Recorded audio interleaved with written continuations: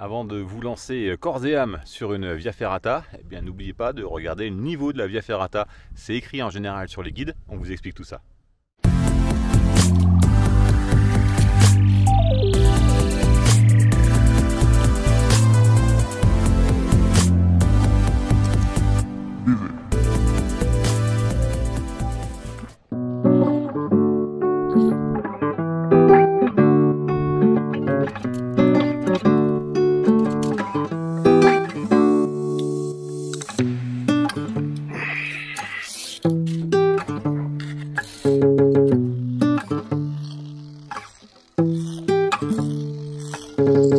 Alors pour juger de la difficulté d'une Via Ferrata, il y a des degrés de difficulté, un peu comme en escalade. En France, on a des cotations qui vont de F à ED, F voulant dire facile, après il y a AD qui veut dire assez difficile, puis D qui signifie difficile, il y a TD qui veut dire très difficile et ED qui veut dire extrêmement difficile.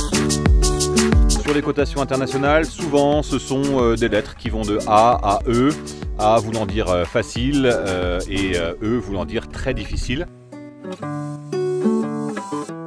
Si vous avez l'habitude de naviguer en Via Ferrata en Europe, eh bien c'est souvent le sigle K avec un chiffre qui est indiqué à l'entrée des Via Ferrata ou sur les topo guides. Ça va de K1 à K6.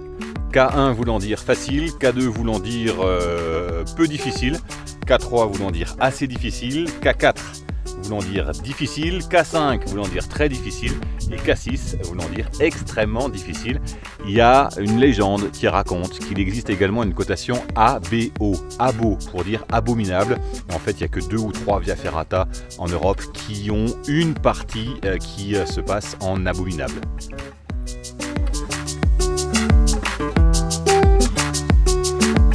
Et qu'est-ce qui fait justement qu'une Via Ferrata est plutôt K1 ou plutôt K6? C'est pas la présence d'ateliers comme des poutres, des ponts de singe, des tyroliennes. Ça joue pas franchement sur la difficulté du parcours. Ça joue un petit peu sur son aspect ludique, mais pas trop sur sa difficulté.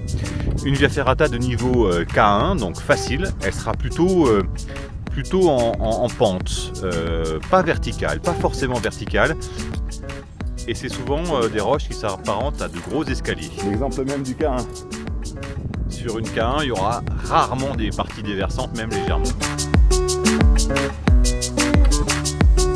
Une Via Ferrata niveau K2, les choses se corsent légèrement, très légèrement. Ça devient un petit peu plus vertical. Il y a toujours plein de barreaux, comme sur la K1. Il y a assez peu de contact rocher, ou alors le rocher est très favorable. Il est très bien sculpté et permet de bien avancer. On est en général pas très loin du parking. Sur une K2, l'éloignement avec les habitations ou le parking joue aussi sur la cotation. Sur une K3, eh bien ça se complique. On va se retrouver avec des parties vraiment verticales, des parties légèrement déversantes. C'est-à-dire que, eh bien, on va avoir le dos un petit peu plus loin du rocher que les pieds. C'est souvent assez court, mais ça peut être présent. On est de plus en plus vertical, comme je vous le disais. Et il peut y avoir de vraies parties avec des contacts rochers intéressants. C'est-à-dire qu'il n'y a pas de barreaux forcément pour évoluer. Sur une K4, attention au toit, il peut y avoir des parties franchement déversantes, c'est vraiment vertical. Là aussi, il y a souvent du barreau, on peut aussi se retrouver avec des rochers très bien sculptés qui font de belles marches. Et l'éloignement entre les barreaux peut s'intensifier un petit peu, c'est-à-dire qu'il faut monter les cuisses.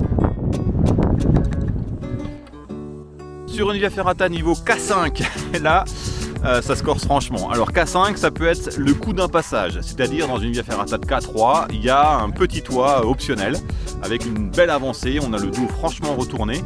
Ça peut être un niveau K5 qui est juste sur une portion. Par contre, il y a des Via Ferrata qui ont toute leur longueur en K5, c'est-à-dire que c'est franchement déversant ou c'est franchement vertical. On est vraiment en hauteur, souvent en haute montagne.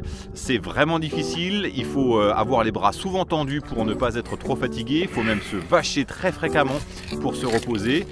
On est assez éloigné des habitations et du parking en général sur une K5, mais on en trouve quand même qui ont un aspect presque urbain. Et puis Cassis, la crème de la crème, c'est des via ferrata ultra difficiles. Ultra difficiles parce que soit franchement déversantes, avec des vrais toits à passer, avec des vrais moments de difficulté technique où il faut être en cochon pendu sur la ligne de vie, ou alors il faut être suspendu à des chaînettes.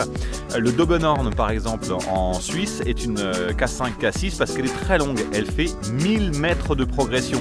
Il faut une journée, plus de 6 heures pour réussir à la faire. Du fait de sa longueur, elle a droit à cette cotation K6. C'est pas forcément les mouvements entre eux qui sont difficiles, mais là c'est la longueur qui est à prendre en compte.